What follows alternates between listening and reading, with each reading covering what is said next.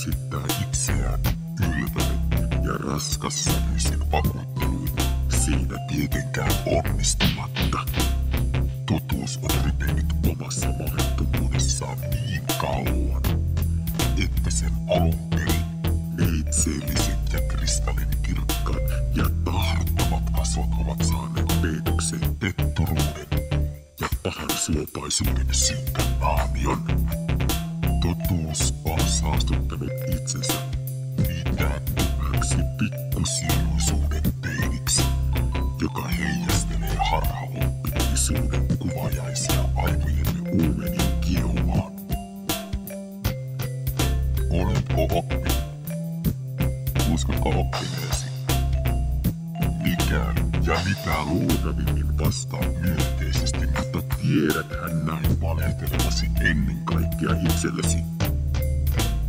Luulit oppineesi, uskoit oppineesi, vaikka todellisuudessa myös syvään omaan itseesi. Ja kun näin tapahtui, sinun syvin olemuksesi, se, mikä muinoin oli puhdas ja aidon ihmisyyden ilmentymä, lapioi päällesi harhojen liedettä, johon ennen pitkää väistämättä hautaudut.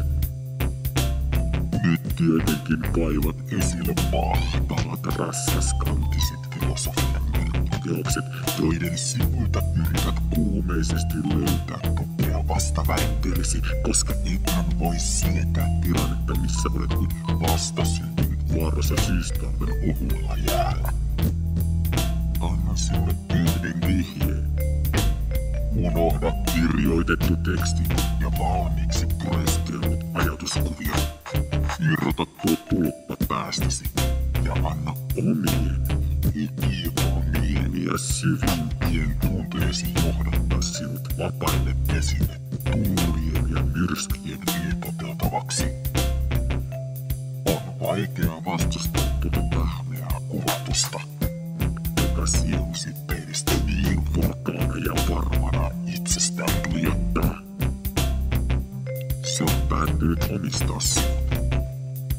Se on päättänyt ohjailla sinua omaan tahtonsa mukaan, mutta iske peilisi kiven kylkeen, niin valheellisuuden sirpaleet hajoavat heliseväksi mereksi jalkojesi juureen. Noista palasista voit nähdä sysimpäsi miljoonat eri sävyt. Kokoa sirpaleet ja rakenna niistä sielusi kokoinen kristallipallo. Tiedäthän, että tuosta pallosta voit nähdä sisimpäsi moniulotteisena, juuri sellaisena kuin se sinussa asustaa.